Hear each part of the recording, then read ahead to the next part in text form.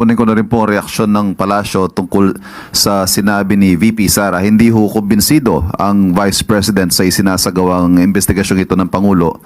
And if I may quote, kung seryoso lang talaga ang Presidente, tapos na yan sa isang araw lang. Matuturo niya lahat na may kagagawa ng corruption sa budget. Pero well, as you can see, parang nanonood tayo ng sarsuela. Okay, isang araw lang matatapos ng investigasyon? That is absolutely preposterous.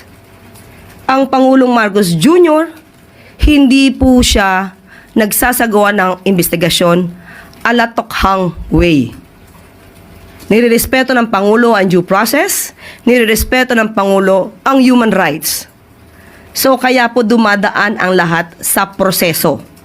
Kung isang araw lang po dapat ito na imbestigahan, sana po ay ito ay kanyang nasuggest noon sa kanyang ama dahil mismo ang dating Pangulong Duterte ay umamin na maraming ghost projects rampant noon.